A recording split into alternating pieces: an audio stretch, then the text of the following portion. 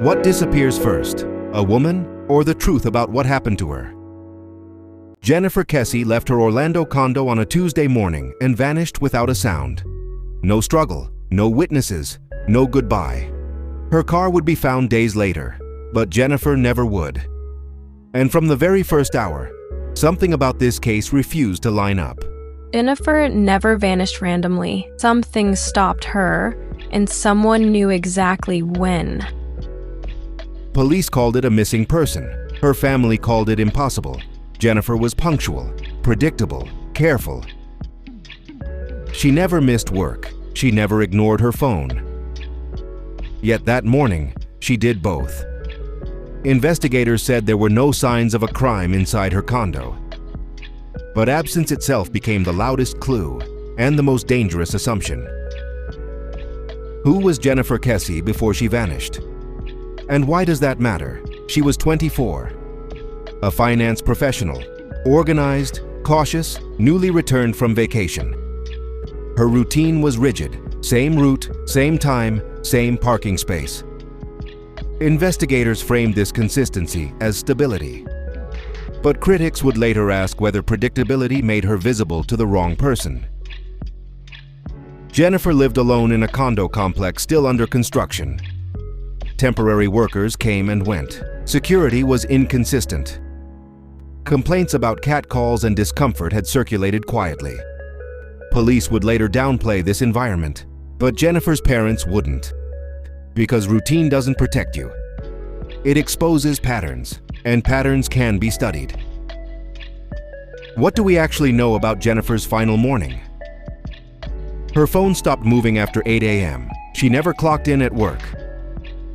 No neighbors reported screams, no cameras captured her leaving.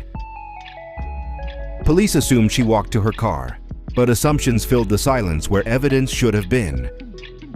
And silence became policy. There was no chaos that told us she likely left voluntarily. Inside her condo, nothing looked disturbed. Clothes laid out. Shower used. Bed slept in. This was presented as proof of a normal departure. But critics argue the opposite, a controlled interruption. Someone who didn't need force, someone Jennifer didn't immediately fear. That possibility was never pursued aggressively, and time slipped away. 4 days later, Jennifer's car appeared, parked calmly at another apartment complex, locked, wiped down, not stolen, not damaged. Police framed this as relief, a breakthrough, but the car raised more questions than it answered. Whoever moved it knew where to place it, and how to leave nothing behind. That fence didn't block the truth, it blocked accountability. Surveillance cameras captured one image. A person of interest walking past a fence. Every frame obscured the face, head aligned perfectly with fence posts, by chance or intention. Investigators said it was unlucky timing. Critics said it looked deliberate. The most important suspect in the case became permanently faceless. Who benefited when the investigation slowed? Police quickly ruled out construction workers. Phone pings were inconclusive. Forensic testing returned little. Leads aged out. Media coverage softened. What began as urgency turned procedural. The official narrative hardened early.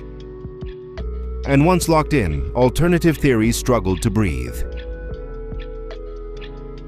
Jennifer's parents pushed back. They filed records requests. They criticized tunnel vision. They funded their own searches. Eventually, they sued for access to evidence. That alone raised a chilling question. Why did the family have to fight the system meant to find her? And what remained buried because no one looked twice? Who was the person walking away from Jennifer Kesse's car? Police labeled him a person of interest, not a suspect. No name, no age, no ethnicity confirmed. Surveillance footage showed calculated timing. head aligned with fence posts every frame. Investigators called it coincidence. Critics called it awareness. The behavior of someone avoiding identification. If that image had clarity, the entire narrative would collapse overnight. Despite national attention, the image was never enhanced successfully. No public reenactments, no sustained pressure campaign. The faceless figure faded from headlines. Police shifted focus elsewhere. But this unknown individual remains the last verified human link to Jennifer's property. The most critical lead in the case quietly became background noise instead of obsession. Why were construction workers dismissed so early? Jennifer's condo complex was unfinished, populated by transient laborers. Some reportedly made her uncomfortable, yet investigators cleared them rapidly, citing alibis difficult to verify. No comprehensive background checks, no long-term surveillance. The official stance became certainty, without publicly demonstrated depth. You can't rule people out when you never truly ruled them in. Critics argue this was the first irreversible decision. Once police moved on, evidence aged. Witness memories faded, workers relocated. If the wrong assumption was made early, everything afterward was compromised. Jennifer's parents insist this avenue was never fully explored, and once dismissed, it became professionally inconvenient to reopen, even as doubts multiplied. Forensics promised clarity, but delivered frustration. DNA from Jennifer's car was partial, mixed, unusable. No fingerprints matched databases. Scent trails failed. Each test narrowed nothing. Police presented this as unfortunate reality. Critics saw missed opportunity, pointing to delayed processing and evolving technology that was never fully reapplied. Evidence doesn't expire. Only commitment to chasing the truth does. Years later, the family demanded retesting. They believed time, not evidence, was the real enemy. But requests were slow-walked. Results remained inconclusive. The case sat in procedural limbo, officially active, functionally frozen. Evidence existed, but without urgency, it became inert. Science can only help when institutions allow it to try again. How did public attention drift without resolution? Early coverage was intense, then it narrowed. Headlines shifted from investigation to mystery. Jennifer became a symbol, not a case. Media repeated police framing without challenge. Missing person fatigue set in. Familiarity dulled urgency, and unanswered questions were repackaged as tragic inevitability. This framing benefited institutions, not victims. When a case is labeled cold, pressure dissolves. Silence replaces scrutiny. Jennifer's disappearance became something that just happened, not something actively mishandled. Critics argue media should have questioned decisions, not echoed them. Because public pressure is often the last tool families have left. Why did Jennifer's parents have to sue police? After years of frustration, the Kesses demanded access to evidence, not to interfere, to investigate. Courts eventually sided with them. That ruling changed everything. It quietly acknowledged what critics suspected. The official investigation was no longer sufficient, and outside scrutiny was justified. When families become investigators, something in the system has already broken. But access came with limits. Files were incomplete, leads were aged, momentum was gone. The lawsuit exposed a painful truth. Justice delayed isn't neutral, it's corrosive. Jennifer's case didn't fail because of lack of clues. It failed because certainty arrived before truth. And questioning that certainty became adversarial. Why was no crime scene ever officially declared? Jennifer Kesse vanished, yet her condo remained classified as non-criminal. That decision shaped everything. Without a crime, urgency dropped, warrants narrowed, resources thinned. Critics argue investigators waited for proof of violence instead of recognizing disappearance itself as evidence. Especially given her routines, fears, and sudden silence, that morning alone unanswered still. Once you avoid calling it a crime, everything after becomes easier to excuse. Police behavior before and after Jennifer vanished also shifted noticeably. Initial statements projected confidence. Weeks later, updates slowed, tips went unanswered, family calls stalled. This behavioral change fuels suspicion of tunnel vision. When investigators commit early to assumptions, contradictory details become inconvenient, quietly minimized, or explained away rather than pursued with equal intensity by seasoned detectives under pressure publicly internally.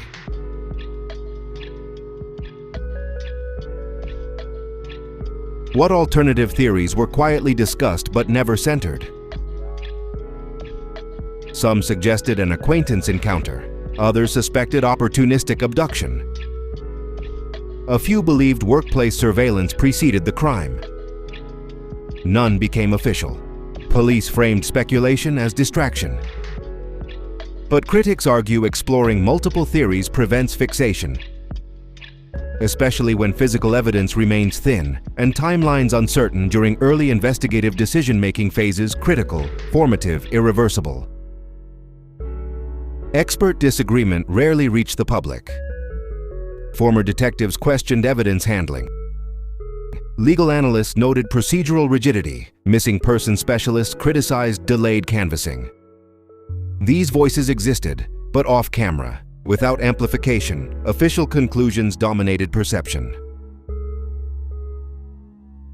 Debate survived only in court filings, podcasts, and private conversations.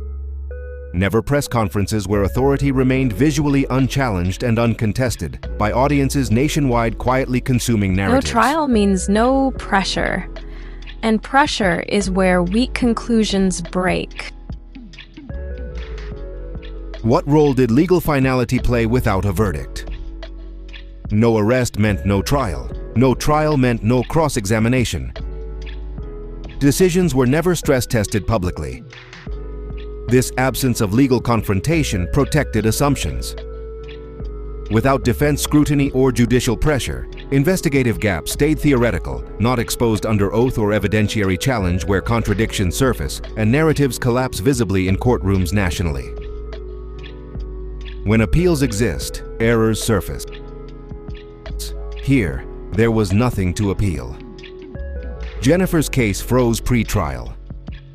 That vacuum matters. It means no ruling ever affirmed or rejected police choices. Everything remains unofficially correct. That ambiguity shields institutions while families live permanently suspended between hope, doubt, and unresolved accountability, with time eroding urgency, public memory trust, and investigative momentum entirely lost. Why is Jennifer Kesse's disappearance still discussed today? Because certainty never arrived. Each answer created two new questions. Each explanation required ignoring another inconsistency.